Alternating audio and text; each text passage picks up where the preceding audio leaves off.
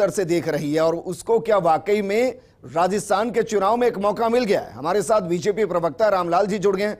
रामलाल जी, क्या आप इस कार्रवाई को सही मानते हैं? क्योंकि ये सच है भाई, मंत्री का बयान, सरकार का बयान, और अगर सरकार से इतर मंत्री चलने लगे तो बर्खास्तगी होनी चाहिए। देखिए विजेंद्र जी, बीजेपी से इस मामले को लेकर कोई लेना देना नहीं है, ये कांग्रेस का अंदरूनी मामला है। लेकिन ये स्पष्ट है कि राजेंद्र गुड्डा पहली बार बयान नहीं दे रहे।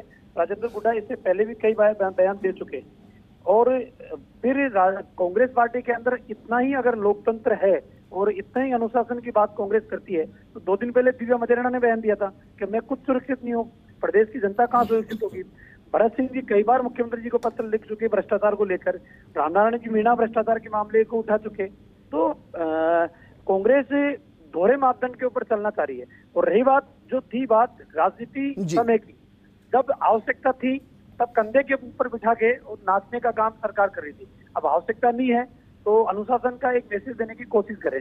लेकिन ये बात सही है, राजस्थान के अंदर सरकार बचाने के नाम पर जो कांग्रेस समर्थन के ले लो, इंडिपेंडेंट ले लो, बहुजन समाज पार्टी से कांग्रेस में आए हुए विधायक ले लो, जिन्होंने सत्ता की मलाई खाने का काम किया, और अब सत्ता क्या समाप्ति की ओर समय आ चुका, तो अब हो सकता है एक दूसरे की आवश्यकता नहीं है, और एक दूसरे की आवश्यकता नहीं है तो कोई अनुशासन की बात करेगा और कोई भ्रष्टाचार की बात करेगा।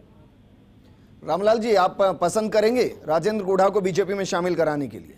देखिए, ये पार्टी का शीर्ष नेतृत्व तय करेगा, लेकिन मैं इतना स्पष्ट कहता हूँ कि राजेंद्र गुड्डा जब मंत्री नहीं बने थे और सरकार का समर्थन दे रहे थे, उस समय भारतीय जनता पार्टी के ऊपर लगातार प्रहार कर रहे थे, लगातार बोल रहे थे। तो और हमेशा अब तक की जो राजनीति रही है उदयपुर पार्टी की, उसके अंदर बीजेपी के खिलाफ हमेशा वो चुनाव लड़े। तो मुझे नहीं लगता कि राजेंद्र गुड्डा इस रोड मैप के ऊपर चलना पसंद करेंगे। शुक्रिया रामलाल जी हमारे साथ जुड़ने के लिए। लेकिन हम बयान का जिक्र जो कर रहे हैं, आप रामलाल जी आप जुड़े हुए, अदिति को सवाल कर रही है आपसे। जी हाँ दीदी। रामलाल जी, आपने दोहरे मापदंड की बात कही, आपका बयान मैंने सुना, अभी सही भी है, लेकिन आपने दोहरे मापदंड की एक बात कही। मैं उसका एक एग्जाम्पल देना चाहती हूँ और फिर आपसे कुछ पूछना चाहती हूँ। मणिपुर की घटना हुई, संसद में सवाल और जवाब चाहती है विपक्ष, संसद में चाहती है बहस हो, चर्चा हो, प्रधानमंत्री बोले, लेकिन आपके जो राजस्थान से आते हैं कानून मंत्री, वो राजस्थान पे तो सवाल उठा रहे हैं, राजस्थान की घटनाओं पे सवाल उठा रहे हैं, पिछला 4 साल का ब्यौरा दे रहे हैं, लेकिन वो इसी दोहरे मापदंड की बात कह रही हूँ। पर वो मणिपुर के लिए ट्वीट नहीं कर रहे, कानून मंत्री वो देश के हैं, गजेंद्र सिंह शेखावत, उन्होंने मणिपुर के लिए ट्वीट नहीं करा, मणिपुर के लिए कोई संवेदना नहीं जताई, लेकिन उन्होंने राजस्थान के लिए ट्वीट कर दिया। ये राजनीति नहीं तो क्या है? ये सिर्फ राजनीतिक लाभ उठाना नहीं तो क्या? ये भी तो दोहरा ही मापदंड हुआ। देखिए अदिति जी, कोई किसी भी प्रदेश के अंदर कोई भी अप्रिय घटना घटती है जिसको इंसानियत, जिसको मानवता, या जिसको हम ये कह सकते हैं कि सभ्य समाज के अंदर कोई स्वीकार नहीं करता है, तो बात बिल्कुल सत्य है। लेकिन एक के बाद एक घटनाएं राजस्थान के अंदर इस प्रकार की हो रही है।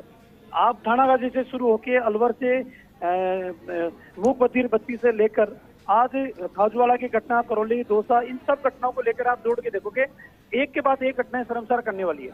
तो मैं ये कह रहा हूँ कि जब राजेंद्र गुड्डा की आवश्यकता थी, रामलाल जी आज राजनीति से बाहर आ जाना चाहिए। 77 दिन रामलाल जी, 77 दिन पहले का वीडियो है। रामलाल जी, आज आपको भी मैं यही अपेक्षा करती हूँ, मेरे घर में ही बेटी है, आपके घर में भी है, 77 दिन मणिपुर की घटना का राजस्थान छत्तीसगढ़ की घटना से कंपेयर नहीं किया जा सकता। 77 दिन, इसलिए रामलाल जी आज राजनीति से ऊपर उठ के बात करनी चाहिए। आज नहीं, आज वो दिन नहीं है। अदिति जी, मैंने पहले ही कहा है कि कोई सी भी सभ्य समाज के अंदर अप्रिय घटनाएं जो घटती है उनको कोई स्वीकार नहीं करता। मैंने पहले ये बात कही है। रामलाल जी माफ करना, ये अप्रिय घटना नहीं है, जघन्य अपराध है, इसको अप्रिय घटना मत कहो, ये लाइट हो जाती है अप्रिय घटना कहने से। ये जघन्य और क्रूरतम अपराध है, स्त्री को नग्न घुमाना हजारों की भीड़ में और उसके साथ गैंगरेप होना। और क्या ये विपक्ष की विफलता नहीं है? आप आंकड़े दिखा रहे हैं रामलाल जी, आपके कानून मंत्री आंकड़े दिखा रहे हैं, ये विपक्ष की विफलता नहीं है कि वो अपराध नहीं रोक पाए। सरकार अगर कुछ नहीं कर पाई तो 4.5 साल आप सड़क पे क्यों नहीं बैठे? जैसे किसान बैठा और किसानों का जो काले कानून वापस लिए गए, सो कॉल्ड जो किसान कह रहे थे, आपको भी बैठना चाहिए था। फिर अगर सरकार इतनी ही बेकार काम कर रही है तो फिर सिर्फ किरोड़ी मीणा ही क्यों सड़क पे बैठते हैं? कहाँ गए थे उस वक्त के प्रदेश अध्यक्ष, इस वक्त के प्रदेश अध्यक्ष? क्यों नहीं आपने धरना किया? क्यों सिर्फ 4 दिन जाके आप आ गए? अदिति जी, हर घटना के ऊपर भारतीय जनता पार्टी मुकर होके सदन के अंदर भी सदन के बाहर की भी हर घटना का विरोध दर्ज कराने का काम किया लोकतांत्रिक तरीके से।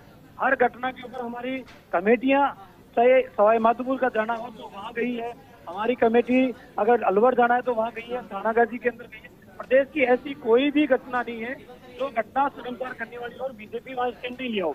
हर घटना के ऊपर प्रतिपक्ष की भूमिका निभाने का काम किया है। रामलाल जी, बस आपसे इतना ही कहेंगे कि एक बार मणिपुर के आंकड़ों को देखिएगा, ये देखिएगा कितने लोग वहां से निकल गए, कितने लोगों के साथ वहां आसियाना उनसे छीन लिया गया, कितनों की जान चली गई है, तो आपको एहसास होगा कि वाकई में आंकड़े बहुत कुछ कहते हैं। शुक्रिया हमारे साथ जुड़ने के लिए। लेकिन